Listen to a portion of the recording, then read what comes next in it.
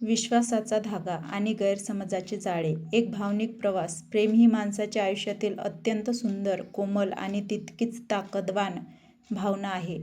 दोन भिन्न व्यक्ती एकत्र येतात. त्यांच्या आवडीनिवडी, विचार, पार्श्वभूमी वेगळी असते, पण त्यांच्या मनाची तार जुळते आणि एक सुंदर प्रवास सुरू होतो. मात्र या प्रवासात प्रेमासोबतच आणखी एका गोष्टीची नितांत गरज असते, ती म्हणजे विश्वास.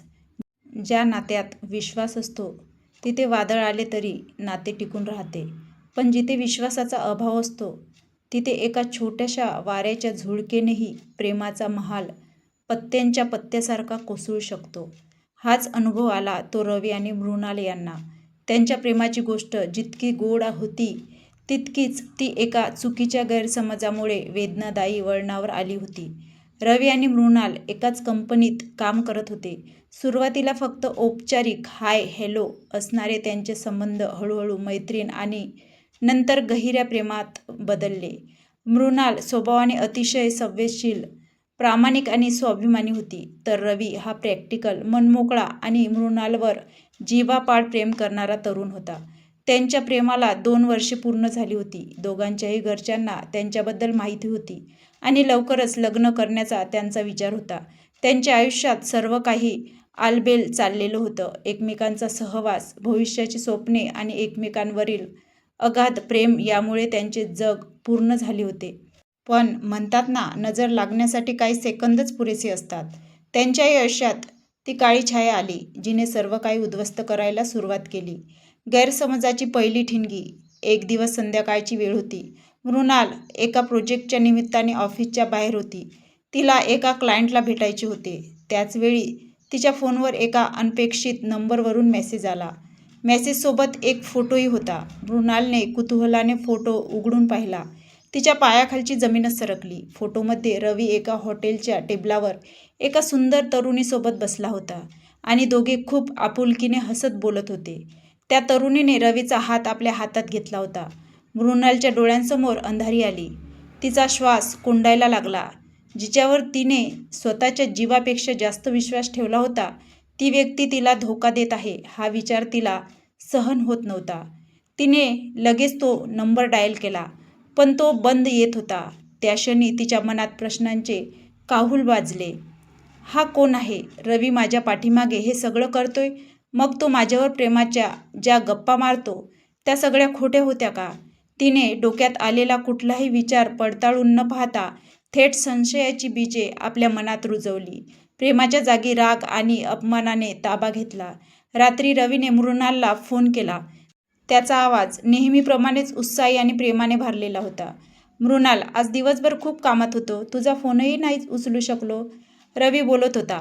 पण मृणालच्या पोटात संतापाचा लावा खवळला होता. तिने रवीला बोलूच दिले नाही.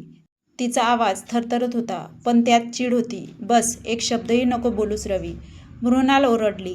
तुझं खरं रूप आज माझ्यासमोर आलं आहे. तुला काय वाटतंय मी वेडी आहे? तू माझ्या पाठीमागे काय करतोयस मला काहीच माहीत पडणार नाही?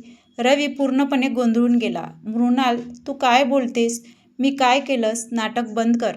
मृणालने फोनवरच तो फोटो व्हॉट्सॲप ॲपवर पाठवला. हे बघ, ही कोण आहे आणि हिला भेटून तू काय करतोस? माझ्या पाठीमागे माझ्या पाठीत खंजीर खुपसतोस ना तू?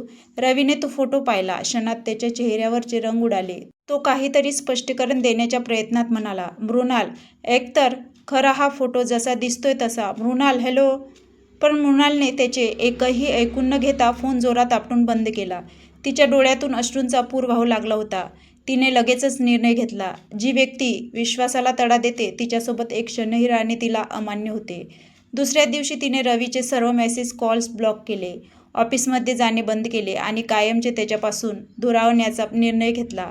रवीने तिला भेटण्याचे, समजावण्याचे अनेक प्रयत्न केले, पण मृणालने आपला बुरखा असा काही घट्ट केला होता की तिने कोणाचेही ऐकले नाही. तिने सरळ स्पष्ट शब्द सांगितले, आपले नाते आज संपले. दुःखाची पोकळी आणि सत्याचा शोध. रवीसाठी हा आघात असह्य होता. ज्या मुलीवर त्याने जगापेक्षा जास्त प्रेम केले, जिच्याशी 7 जन्म एकत्र राहण्याची स्वप्ने पाहिली, तिने एका झटक्यात त्याला परका करून सोडले होते. त्याने खूप प्रयत्न केला, पण मृणाल त्याच्याशी बोलायलाच तयार नव्हती. मृणालच्या आयुष्यातही शुकशुकाट पसरला होता. ती वरवर स्वतःला कामात झोकून देत होती, पण आतून ती पूर्णपणे तुटली होती. ती रात्रंदिवस रडत असे. तिचे प्रेम तिच्यासोबत होते, पण तिचा अहंकार आणि संशय तिच्या प्रेमावर भारी पडला होता. असेच काही महिने निघून गेले. मृणालच्या ऑफिसमध्ये एक वार्षिक गेट टुगेदर होते. तिथे ती कंपनीच्या एका मोठ्या प्रोजेक्टच्या डिझायनरला भेटली, नताशा. नताशा परदेशातून आली होती आणि ती काही कामासाठी तिथे आली होती. कॉफी पिण्याच्या ओघात नताशाने मृणालशी गप्पा मारताना विषय काढला. "अरे मृणाल, मला एका गोष्टीचे नेहमी आश्चर्य वाटते. तुझा बॉयफ्रेंड रवी किती चांगला माणूस आहे. जेव्हा माझी फ्लाईट चुकली होती आणि मी इथे पूर्णपणे नवीन होते, तेव्हा रवीनेच मला त्या कठीण प्रसंगी मदत केली होती. अगदी माझ्या भावासारखा सांभाळ केला होता त्याने माझा." मृणाल थक्क झाली. तिने श्वास रोखून विचारले, "तू रवीला ओळखतेस?" नताशा हसली आणि म्हणाली, "हो गं. काही महिन्यांपूर्वी मी इथे आले होते, तेव्हा एका रेस्टॉरंटमध्ये मला अचानक चक्कर आली होती. रवी तिथेच बाजूला बसला होता. त्याने मला तातडीने पाणी पाजले, सावरले आणि माझ्या भावाला फोन करण्यासाठी फोन दिला होता. तो फोटो आठवतोय का तुला? त्याच दिवशी कोणीतरी आपला फोटो काढून चुकीच्या पद्धतीने पसरवला होता. रवी सतत मला सांगत होता की त्याची प्रेयसी खूप संशयी आहे आणि यामुळे त्याच्या नात्यात दुरावा आला आहे. तो तुझ्यावर किती प्रेम करतो हे तो मला सतत सांगायचा." पश्चातापाच्या आगीत जळणारे मन. नताशाचे हे शब्द ऐकून मृणालच्या पायाखालची जमीनच पुन्हा एकदा सरकली. पण यावेळी फरक हा होता की तिच्या पायाखालची जमीन गैरसमजामुळे नव्हे, तर स्वतःच्या मूर्खपणाच्या जाणीवेमुळे सरकली होती. तिने डोळ्यांसमोर तो दिवस आणला. तिने रवीचे स्पष्टीकरण ऐकलेच नव्हते. तिने स्वतःच्या संशयाला सत्य मानून एका निष्पाप माणसाला शिक्षा दिली होती. रवीने कधीही तिचा विश्वासघात केला नव्हता. उलट तिनेच रवीवरील विश्वासाचा खून केला होता. तिच्या डोळ्यांसमोरून अश्रूंच्या धारा वाहू लागल्या.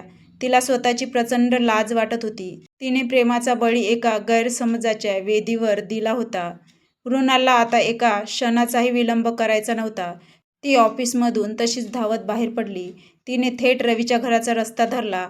वाटेत तिचे मन तिला वारंवार दोष देत होते. "तू त्याच्यावर संशय घेतलास आणि जवळपास तुझं प्रेम गमावलेस." तिने रवीच्या दाराची बेल वाजवली. दरवाजा उघडला तेव्हा रवी समोर उभा होता. त्याच्या डोळ्यांतील ती जुनी चमक नव्हती, तर एक थकवा आणि खोल उदासपणा होता. मृणालला पाहताच रवी थिजला. तो काही बोलणार इतक्यातच मृणाल त्याच्या पायावरच कोसळली आणि ढसढसा रडू लागली. "मला माफ कर रवी, मला माफ कर." ती हुंदके देत बोलत होती. "मी तुझ्यावर विश्वास ठेवायला हवा होता, पण मी एका खोट्या गैरसमजपोटी तुला सोडले. मी नताशाला भेटले. तिने मला सगळं सांगितलं.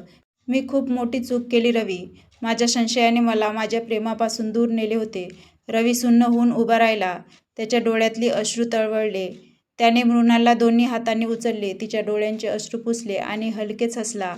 "मृणाल," रवीचा आवाज भरून आला होता, "तू मला सोडले होतेस तेव्हा मला जेवढे दुःख झाले होते, त्यापेक्षा जास्त दुःख या गोष्टीचे होते की तुला माझ्यावर विश्वास ठेवता आला नाही. पण तू सत्य शोधून काढलेस आणि तुझी चूक मान्य केलीस. यातच माझे प्रेम जिंकले." मृणालने रवीला मिठी मारली आणि दोघेही बऱ्याच वेळपर्यंत तसेच हुंदके देत उभे होते. त्यांचा हा गोंधळ संपला होता, पण त्यांना मिळालेला धडा आयुष्यभरासाठी त्यांच्या मनावर कोरला गेला होता.